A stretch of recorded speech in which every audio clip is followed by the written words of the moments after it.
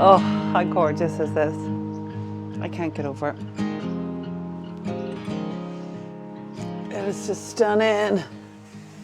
Stunning. So what I want to do today is I want to give it a wee bit of a sand, just take off these last little bits. They're going to be, I won't get them all off because there's nails there and you know, it's in tight, but I want to just give it a bit of a sand so that it's more tactile. The grain's there. Let's give it a bit of a sand, and then I'm going to do a little test spot down here because you won't see this part of the wood because that's going to be kitchen cupboards. And I got a stain, an oil stain, because whatever finish we're putting on this, I want to put it on one coat anyway to try and protect it. And then whenever we're doing any work in here, we can tape it up because I don't want anything to happen to it. It's so gorgeous. This keeps catching my eye, this tar at the back. See, when he was finished, this looked completely clean. And now it's like seeping back out. It's the strangest stuff. But anyway, let's get started. Right, I have only got a fine grit on this one. I've only got a fine grit on, and it might not be enough. So I might have to actually go and get the battery one. But if we can fine grit it, awesome.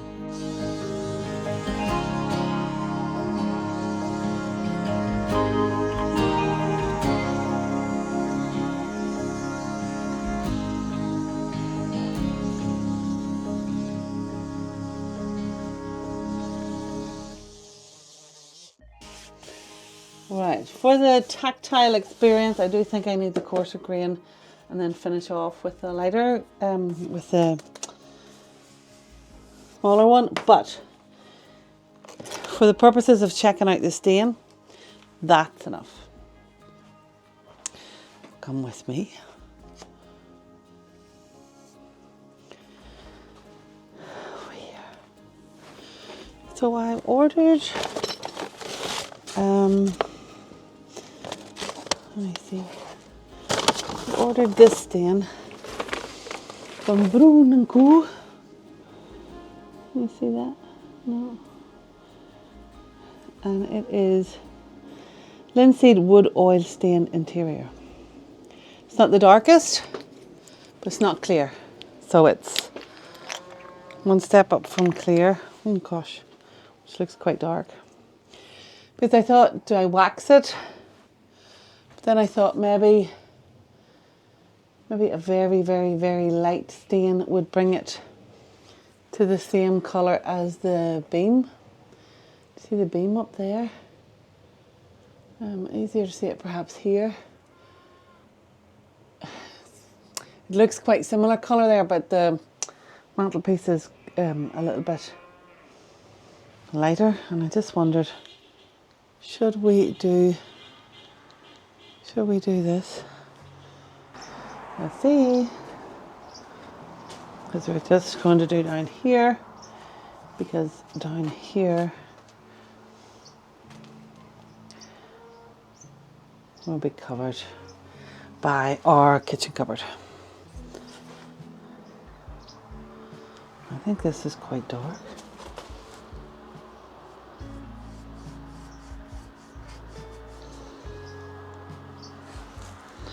Holy smokes, that's far too dark, isn't it? Well, we'll come all the way across because perhaps it lightens.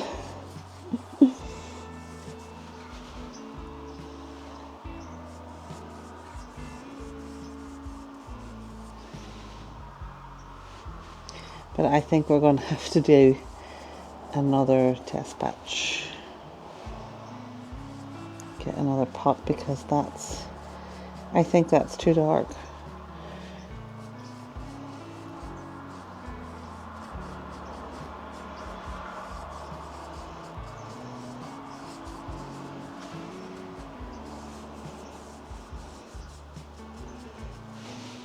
That's crazy, isn't it? How's that one up from clear?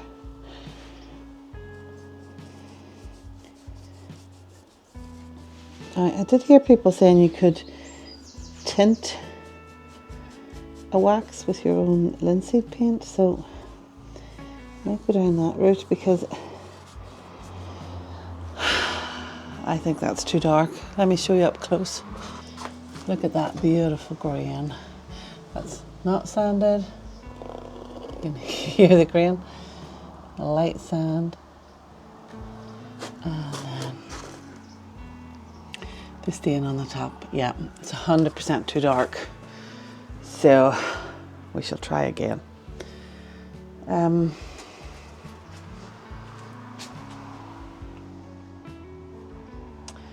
Next thing to test out today was the black paint to go on the crook. I just got a little one because I didn't think I'd need very much of the black, and I haven't tried this one before. This is linseed oil and pigment, long lasting exterior collection blackout. If this is good, I buy a bigger tin for doing the gates, but for now we're going to use it for the crook for the kitchen. Oh, it's a really good black. You know, some blacks are too blue or too brown. That's a very, very good black. Very good black. Indeed. A very good black indeed. Okay.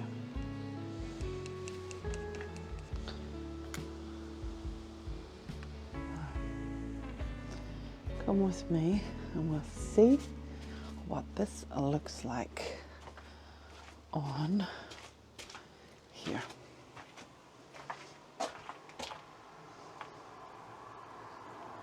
That's a nice jaunty angle. Got my special brush. This is not the posh one that I got for the windows, but look at that coverage. OMG. Can you believe that? Can you believe the coverage you get with linseed paint from swipe one? Oh my days. Because that's one coat of the primer. Now I was supposed to do a watered down coat and then that coat of primer, but I didn't. I just did that primer because it's been sandblasted and I was putting it on the day that it was sandblasted. So I knew it wasn't going to be oxidizing. Oh my goodness, that's amazing. And so because the coverage is so good, you don't need loads. This little pot should do this whole crook, I think. What do you think?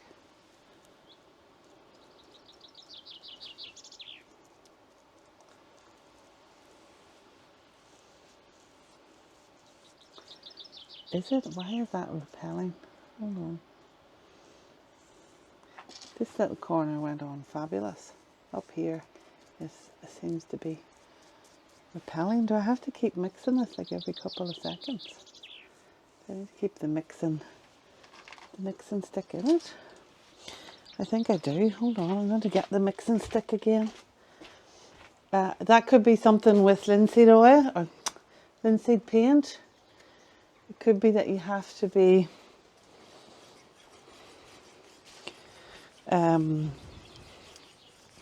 mixing and stirring the paint as you go, so that it doesn't separate or settle, perhaps. I'm not sure. Or maybe that is just it finding its adhesion point. It's such a different product for me. Look, I wonder, can you see that? Can you see how it's like repelling. Then once you give it a bit of a go, that it like works in, it sticks. And then it's like, boom. I don't know if I like it. Yes, I do. Yes, I like it very much, and I will be here forever. Look, isn't that strange?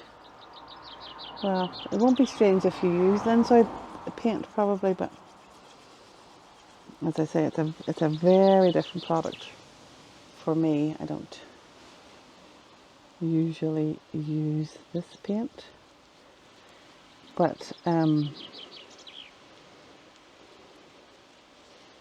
it feels much nicer than metal paint.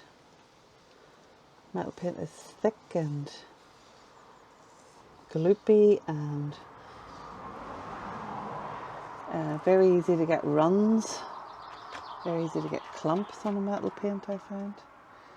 Where usually you're putting on like thinners with it, but with this you're not really having to do that. Unless it's this a little bit of dust there, unless it's that dust, would it be? Let's give that a rub and let's see if on the section with no dust do you get the repel. Not that the other sections had a lot of dust, but a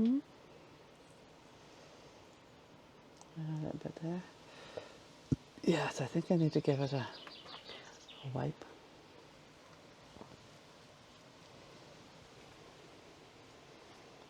That is fabulous, isn't it?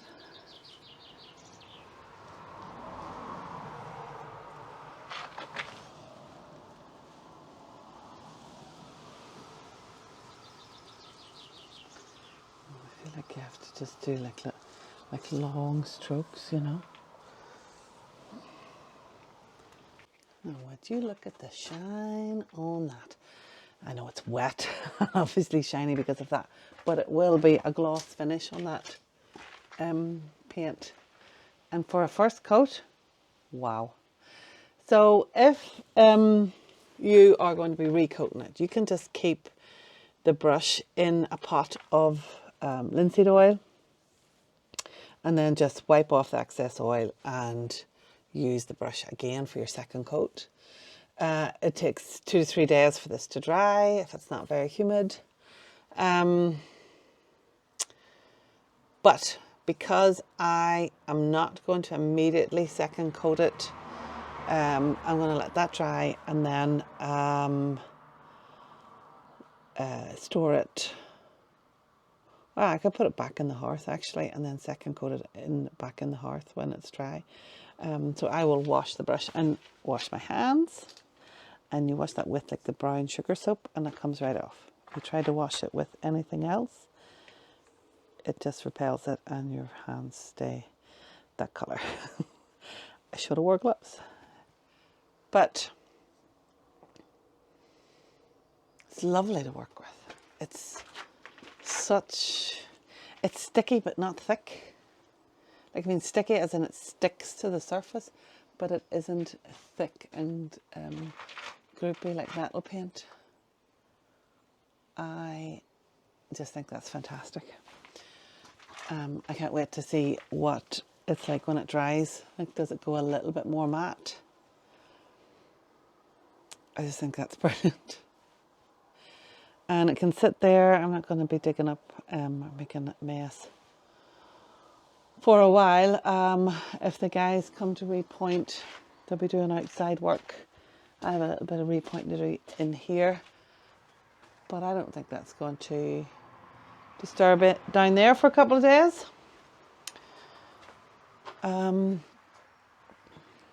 That has already lightened, but nowhere near enough. It's way too dark. So I will sand it, order a lighter stain. I also need to decide, do I want stain or do I want wax?